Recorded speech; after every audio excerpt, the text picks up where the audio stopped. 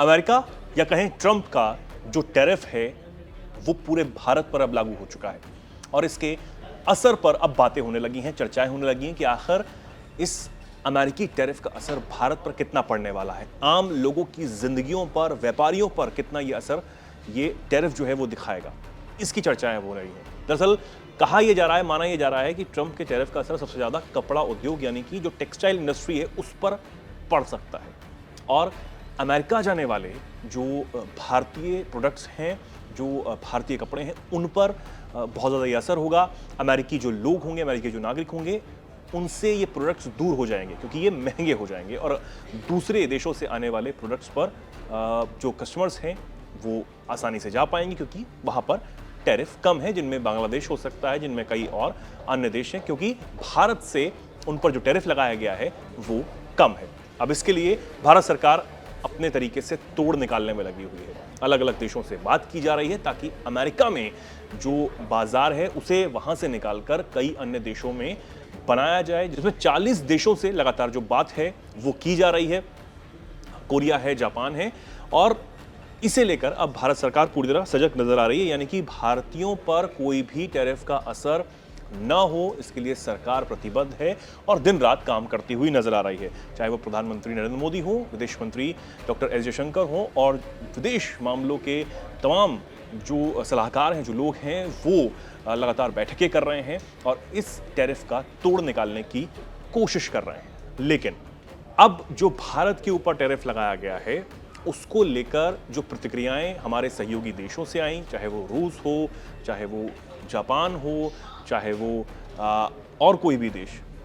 जो भारत के साथ खड़े हैं, भारत के साथ व्यापार करते हैं और आने वाले दिनों में भारत के साथ व्यापार करना चाहते हैं, वो इस टैरिफ की आलोचना करते हुए नजर आ रहे हैं। और इन आलोचनाओं के बाद जो चर्चाएं हैं, जो भारत के जवाब अमेरिका को दिए गए हैं, उनकी चर्चाएं अब अमेरिका में भी होने लगी है। खबर है कि अमेरिकी वित्त मंत्री उन्होंने इस बात की चर्चा की है और उन्होंने भारत और अमेरिका के संबंधों पर एक बहुत बड़ी बात जो है वो कही है, टिप्पणी की है। लेकिन उस पर भी कई सवाल जो हैं वो खड़े होते हुए नजर आ रहे हैं। दरअसल जो अमेरिकी वित्त मंत्री हैं स्कॉट बेसेंट,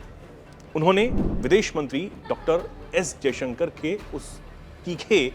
जवाब पर प्रतिक्रिया दी, जिसमें जयशंकर ने कहा था कि अगर अमेरिका या फिर यूरोपियन यूनियन को भारत के रूसी तेल खरीदने पर दिक्कत है, व्यापार करने पर दिक्कत है, तो वो हमसे रिफाइनरी जो प्रोडक्ट्स हैं, जो ऑयल है, वो ना खरीदें, चाहे वो यूरोप हो, चाहे वो अमेरिका हो। अगर उन्हें दिक्कत है तो वो इससे दूर रह सकते हैं, हमें इससे कोई समस्या नहीं है। यानी कि ये सीधा सीधा ये जवाब था कि हम रूस से जो व्यापार कर रहे हैं, जिससे सबसे ज़्यादा दिक्कत ट्रंप को है, वो दिक्कत बनी रहे, हमें उससे कोई फर्क नहीं पड़ता, लेकिन हम अपने व्यापार को कम नहीं करेंगे, हम किसी के आगे नहीं झुकेंगे। ये जवाब जो है एक तरीके से तब दिया गया था। अब इसको भी समझने वाली बात है क्योंकि जिस तरीके से जयशंकर ने जवाब दिया था तब 3 बड़ी समस्याओं को उन्होंने गिनाया था, जिसमें व्यापार था, टैरिफ था, इसी के साथ रूस से खरीदे जाने वाला जो क्रूड ऑयल है, कच्चा तेल है, और इसी के साथ पाकिस्तान और भारत के मामले पे लगातार जो ट्रंप बोल रहे हैं, क्रेडिट ले रहे हैं, उसको लेकर जयशंकर ने यह जवाब दिया था। और उन्होंने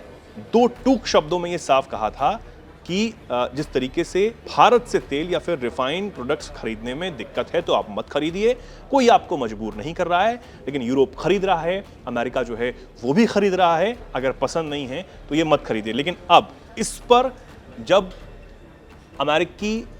जो न्यूज़ चैनल है, मीडिया चैनल है फॉक्स न्यूज़, उन्होंने जब वित्त मंत्री स्कॉट बेसेंट से इस पर सवाल किया कि इस तरीके का जवाब विदेश मंत्री डॉक्टर एस जयशंकर साहब ने दिया है, तो अमेरिकी वित्त मंत्री ने कहा कि खैर, भारत दुनिया का सबसे बड़ा लोकतंत्र है और अमेरिका सबसे बड़ी अर्थव्यवस्था, अंत में सब कुछ ठीक हो जाएगा। लेकिन अब इसमें भी सवाल यह है कि वो अंत क्या होगा, अंत तक कीमत कौन चुकाएगा, क्योंकि भारत जो है वो साफ इनकार कर चुका है किसी भी कीमत को चुकाने से। भारत ये भी कह चुका है कि वो बिना डरे जो भी व्यापार वो कर रहा है, जिससे अमेरिका को खासी दिक्कत हो रही है, वो भी किया जाएगा। और क्योंकि भारत में जो बुद्धिजीवी हैं वो ये भी कह रहे हैं कि किसी भी दबाव में अमेरिका से व्यापार करने की कोई ज़रूरत नहीं है। आरएसएस प्रमुख जो हैं उन्होंने भी साफ तौर पर एक टिप्पणी इसको लेकर की है और वो भी जानने वाली है, क्योंकि उन्होंने कहा है कि किसी के भी उकसावे में आने की जरूरत नहीं है और ट्रंप को भी उन्होंने नसीहत दी और कहा कि दबाव में व्यापार नहीं किया जा सकता है। इसी के साथ उन्होंने स्वदेशी जो चीज़ें हैं उसको अपनाने की पहल भारतीयों से की है और ये कहा है कि जो भारत में बनी चीज़ें हैं उनको ज़्यादा से ज़्यादा इस्तेमाल आप करें, उनको ज़्यादा से ज़्यादा एक दूसरों को बताएं ताकि हमारे जो भारत में बनने वाले जो प्रोडक्ट्स हैं, हमारे जो भारत मेक इन इंडिया है, मेड इन इंडिया है, उसको बढ़ावा कहीं ना कहीं मिल सके। तो ये एक बहुत बड़ा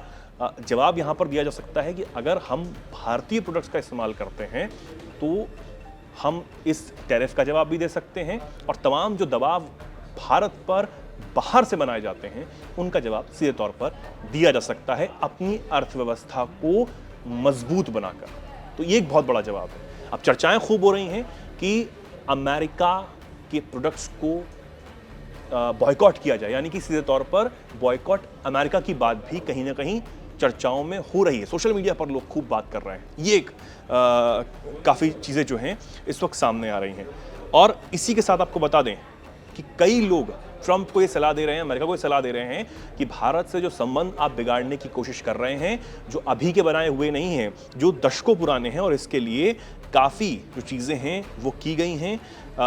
खुद ट्रंप का जो पहला कार्यकाल था उसमें भी भारत से अच्छे संबंधों को बनाने की पहल की गई थी, कोशिशें की गई थी, लेकिन ट्रंप अपने इस कार्यकाल में 6 से 8 महीने के दौरान ही अपनी कुछ चीज़ें जो हैं वो भारत के साथ खराब कर चुके हैं और लगातार वो खराब कर रहे हैं। भारत के साथ अमेरिका के संबंध बहुत दिनों से बनाए हुए हैं और उन्हें खराब नहीं किया जाना चाहिए, ये सख्त सलाह मिल रही है, लेकिन ट्रंप जो हैं वो मानते हुए नजर नहीं आ रहे हैं। अब देखना होगा कि आखिर क्या कुछ आगे होता है और भारत सरकार किस तरीके से इस मामले में रास्ता निकालने में कामयाब हो पाती है। फिलहाल जो चर्चाएं हो रही हैं कि बॉयकॉट अमेरिका और स्वदेशी हम अपनाएं, इस पर आपकी क्या राय है, क्या आपका कहना है? कमेंट सेक्शन में अपनी राय जरूर रखें और ऐसे ही जुड़े रहें, देखते रहें दैनिक जागरण। नमस्कार।